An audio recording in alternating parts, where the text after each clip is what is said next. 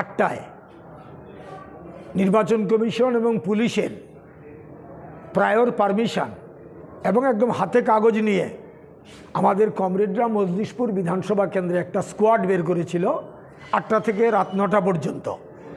এই স্কোয়াডটা বের করার আগে আমাদের কর্মীরা সেখানে থানাকে ফোন করে, থানাকে বলেছে যে আমরা স্কোয়াড বের করছি, আপনারা দেখুন, কারণ অনুমতি দিয়েছে পুলিশ, অনুমতি দিয়েছে ইলেকশন কমিশন সঞ্জয় দাসের সমর্থনে, সিপিআইএম প্রার্থী, তার সমর্থনে বেরিয়েছি আমরা।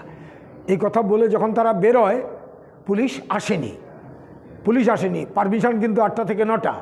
তো আমাদের কমরেডরা বেরিয়ে গেছে, বেরিয়ে যখন আধ ঘন্টার মতো তারা অনেকটা দূর গেছে, বেশ খানিকটা দূর চলে গেছে, তখন 8:30 নাগাদ আগে থেকে রেডি হয়ে থাকা সশস্ত্র বিজেপি দুষ্কৃতীরা, আমাদের 30-35 জন ছিল, 25-30 জন ছিল সেখানে, আর ওরা ছিল সংখ্যায় 50 থেকে 60, কারণ তারা আগে থেকেই খবর পেয়ে সশস্ত্র অবস্থায় ছিল। তারা আমাদের কর্মীদের উপরে আক্রমণ হানে এবং তাদের হাতে ছিল রড, বাঁশ, তারপরে ছিল লোহার কাঠের ফাইল, নানা রকমের অস্ত্রশস্ত্র নিয়ে তারা ধারালো তাদের উপর আক্রমণ করে এবং সেই আক্রমণে বেশ কয়েকজন আহত হয়।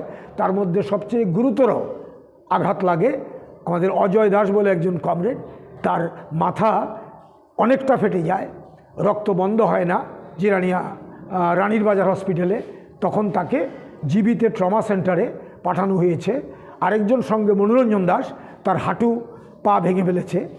এই আঘাত নিয়ে তাদের দুজনকেই এখানে আনা হয়, আমরা এখানে এসছি, ডাক্তাররা তাদের চিকিৎসা করছেন, তাদের ভর্তি করা হয়েছে। আমি যেটা বলবো, নির্বাচন 16 তারিখ, নির্বাচনের আগে ইলেকশন কমিশন বারবার বলছেন জিরো ভায়োলেন্স। তো এটা কি জিরো ভায়োলেন্সের নমুনা?